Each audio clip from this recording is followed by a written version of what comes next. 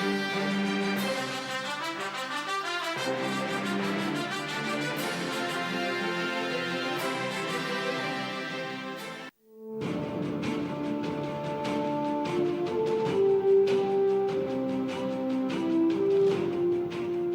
کنی-نخست وزیر پیشین جمهوری ایرلند. قبل از اینکه به اینجا بیایم توسط سفارت رژیم ایران با من تماس گرفتند تا به من بگویند که قرار است با تروریستها و اعضای یک فرقه ملاقات کنم. آیا این اتفاقات در برابر چشمان جهانیان رخ می‌دهد؟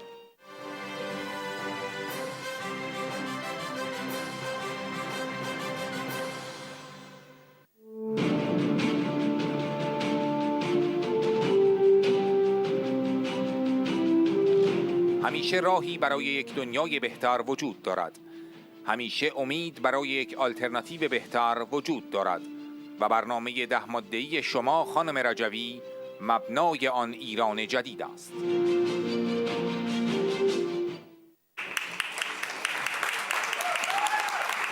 Good evening.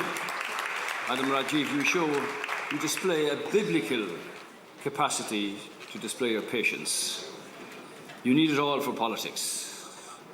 Well done. Thank you, Senator Chambers and the Irish delegation for your words and for the work that you're doing and have done in the Senate and in the Irish Parliament in respect of Iran.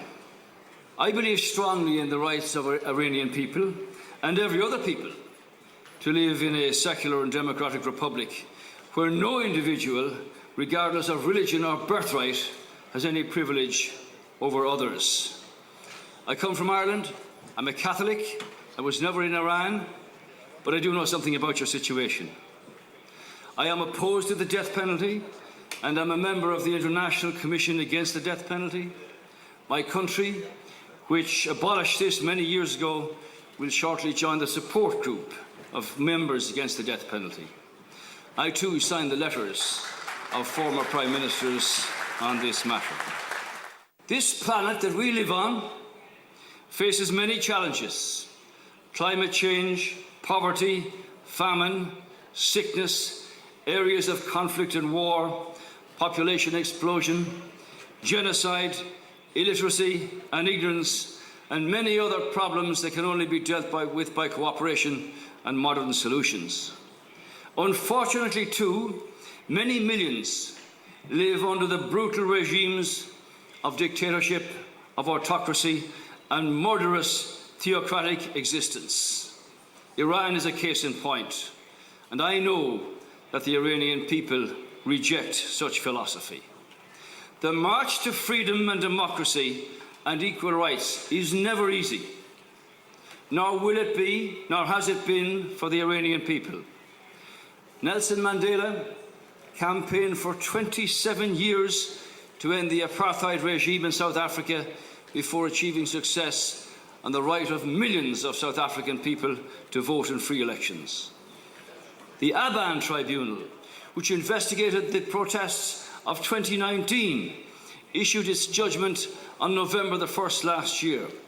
Its findings, listen to this, unanimously established beyond reasonable doubt that the Iranian government and the security forces designed and implemented a plan to commit crimes against humanity of murder, imprisonment, enforced disappearance, torture and sexual violence in order to quell the protests and conceal the crimes committed. To think that I was contacted before I came here by the Iranian embassy to tell me that I was going to meet the terrorists and members of a cult. Are these things happening in the eyes of the world? Why is Iran not fulfilling its international obligations under the Conventions of the Right for the Child and the International Covenant on Civil and Political Rights? These findings do not make for an Iran that you can be proud of, nor does the funding of terrorists in the greater region to exercise destabilization, that does not make an Iran to be proud of.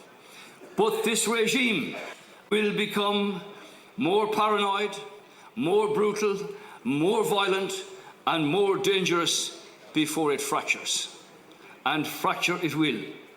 and it will fracture in the face of overwhelming support for a new direction for Iran by millions of Iranian people who are not afraid to stand out for what are their legitimate aspirations.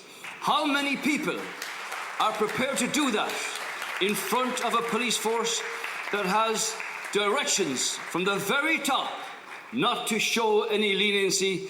And when that regime falls, madam, it will be as sudden as the collapse of the Berlin Wall and the removal of the hated Ceausescu regime of 37 years in Romania.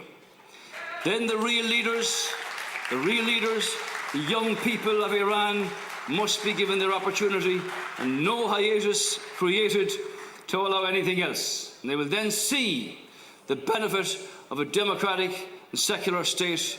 You will have a new country, a new beginning, and a new and proud outlook, where Iran's message will be about life and living and not about death and destruction, where the music and laughter of the children is heard in the schools and the homes, not inhibited by fear and by dread, and where young men and young women can follow their dreams and their ambitions in an Iran secular and democratic in structure.